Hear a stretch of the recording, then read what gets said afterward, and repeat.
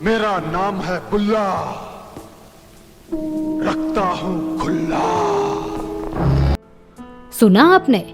इतना अजीब डायलॉग सुनकर आपको शर्मिंदगी महसूस हुई, तो इसे बोलते वक्त उस एक्टर को कैसा महसूस हुआ होगा? खैर, वैसे इन्होंने गुंडा फिल्म से भी अधिक बेहतरीन फिल्मों में काम किया था, जैसे जुड़वा, सरफरोश, अर्जुन पंडित। इन फिल्मों के अलावा दूसरी फिल्में भी हैं जिनमें इन्होंने सौम्य किरदार भी निभाए थे। क्योंकि मैंने कभी किसी को नहीं सिखाया कि किसी पर महज इसलिए शक करो क्योंकि आपके मजहब का नहीं है। ये आपने कहीं और से सीखा होगा। पर सफलता के 7वें आसमान तक पहुंचाने के पीछे गुंडा और उस गुंडे के डायलॉग का बड़ा योगदान है। जी हाँ, बताने की जरूरत नहीं, फिर भी बता देती हूँ। हम मशहूर खलनायक मुकेश ऋषि की बात कर रहे हैं। नमस्कार, आदाब, सत श्री अकाल, हेलो दोस्तों। आप सुन रहे हैं मेरी यानी अनामिका की आवाज आपके अपने चैनल पर, जिसे कहते हैं biography and real life story.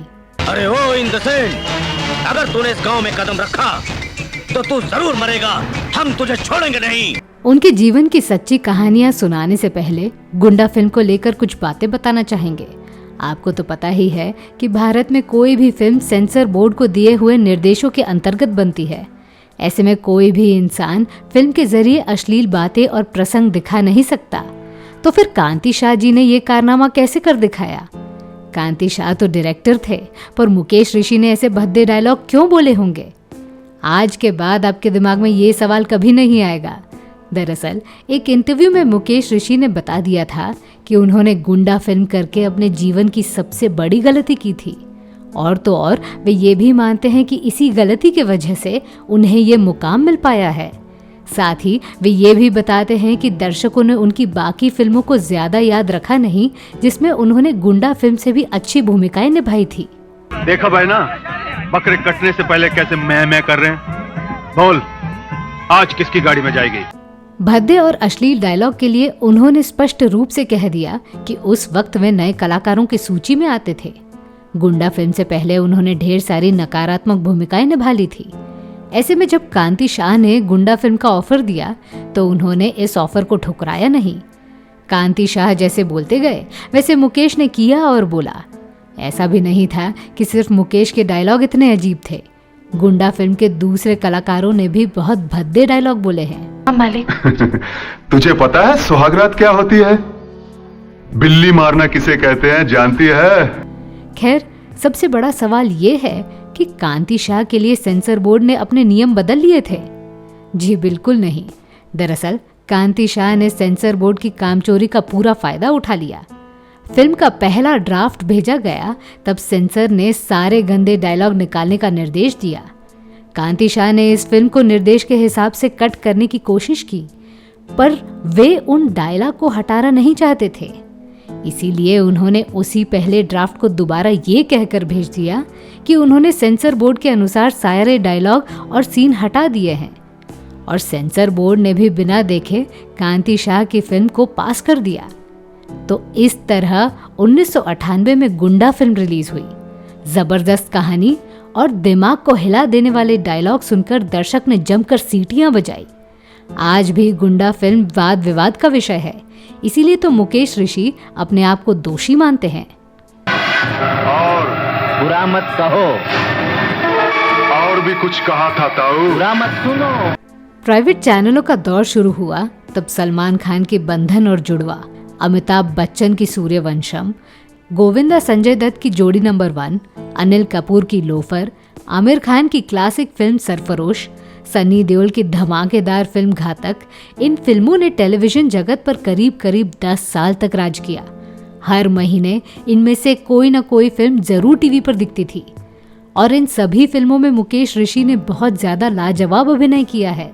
इसीलिए मुकेश ऋषि के चेहरे से हर कोई अच्छी तरह से परिचित है।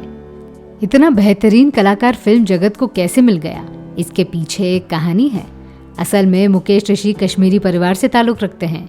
उनका जन्म 19 अप्रैल 1956 में जम्मू के कठुआ में हुआ। 70 और 80 के दशक में उनके परिवार के सदस्यों ने मुंबई आकर व्यापार शुरू किया था। मुकेश ऋषि की सेहत पर बात की जाए तो वे अपने किशोर अवस्था के दिनों से बॉडी बिल्डर रह चुके हैं।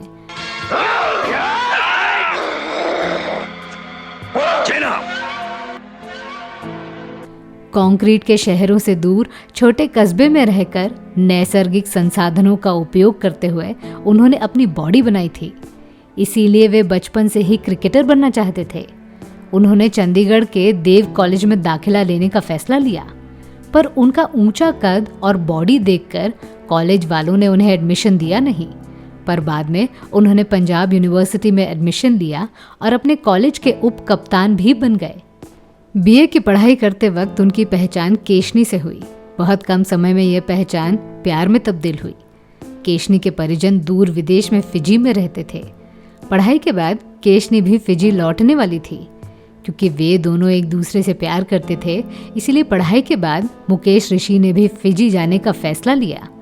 उस वक्त 80 का जमाना चल रहा था और मॉडलिंग क्षेत्र भी भूलने लगा था। फिजी पहुंचने के बाद केशनी के परिजनों की मदद से उन्होंने वहां ग्रोसरी स्टोर खोला, जो आगे चलकर घाटे में चला गया। फिजी में ये काम करते वक्त उन्होंने मॉडलिंग से जुड़ा कोई कोर्स किया। कुछ समय के बाद मुकेश और केशनी की शादी हुई और वे न्यूजीलैंड चले गए। क्योंकि केशनी वहीं की रहने वाली और अच्छी अंग्रेजी बोलने वाली लड़की थी, इसलिए उन्हें बड़े आसानी से जॉब मिल गई। पर मुकेश की अंग्रेजी बहुत कमज़ोर थी। किसी एक डिपार्टमेंटल स्टोर में मैनेजर का काम करते हुए उन्होंने मॉडलिंग में अपनी किस्मत आजमा के देखी। मॉडलिंग का सफ़र शुरू होने के बाद भी वे अपने आप को लेकर चिंतित थे। इसीलिए उन्होंने अपनी पत्नी की इजाज़त लेकर भारत लौटने का फैसला लिया। असल में वे एक शादी को अटेंड करने के लिए भारत आने वाले थे। मुंबई नगरी उनके लिए अनजान नहीं थी। फिजी से पहले उन्होंने मुंबई में अपने परिजनों के व्यापार में अपना हाथ आजमाया था। कुछ नया और अच्छा करने की ख्वाहिश ने उन्हें अभिनेता बनने को मजबूर कर दिया। पर क्योंकि वे अभिनय क्षेत्र से पूरी तरह से अनजान थे, इसीलिए उन्होंने उस वक्त के मशहूर रोशन तनेजा एक्टिंग स्कूल में एडमिशन लिया। साथ ही साथ वे विज्ञापन क्षेत्र से भी जुड़ गए। पर विज्ञापन क्षेत्र में उन्हें ज़्यादा काम मिला नहीं, क्योंकि वे ऊंचे कद वाले बॉडी बिल्डर थे। इसीलिए वे ऐसे प्रोडक्ट का विज्ञापन नहीं कर सकते थे जो उनके बॉडी को सूट नहीं करती थी। जैसे कि मोटरसाइकिल के विज्ञापन में वे प्रोडक्ट से बड़े दिखाई देते थे। इसीलिए विज्ञापन क्षेत्र ने उन्हें निराश किया। रोशन तनेजा और मधुमती जैसे विख्यात लोगों के यहाँ एक्टिंग और डांसिंग की टिप्स लेकर वे अलग अलग प्रोडक्शन हाउस में जाने लगे। सबसे पहले शेखर कपूर मुकेश ऋषि को अपनी आगामी फिल्म चैंपियन में लॉन्च करने वाले थे। इस फिल्म की कहानी खेल से जुड़ी थी, इसीलिए शेखर कपूर को बॉडी बिल्डर अंदाज वाला खलनायक चाहिए था। मुकेश ऋषि कहीं पर भी जाते थे तो उन्हें खलनायक बनने की नसीहत मिलती थी। मुकेश खुद नहीं जानते थे कि वे खलनायक वाले किरदारों में अच्छी तरह से फिट बैठ सकते हैं। शेखर कपूर ने भी उन्हें बतौर खलनायक कास्ट किया था, पर यह फिल्म बीच में ही बंद हो गई। इसके बाद प्रियदर्शन साहब ने उनकी पहली हिंदी फिल्म गर्दिश में कास्ट किया। गर्दिश फिल्म में मुकेश ऋषि के कुल मिलाकर 7 सीन थे और इतने कम सीन में उन्हें अपने जीवन का सबसे तगड़ा कारनामा करके दिखाना था। 1993 में गर्दिश रिलीज हुई और इंडस्ट्री को मुकेश ऋषि के नाम से नवोदित खलनायक मिला। आज के दौर में मुकेश अपनी पत्नी केशनी और बेटे राघव के साथ मुंबई में ही रहते हैं।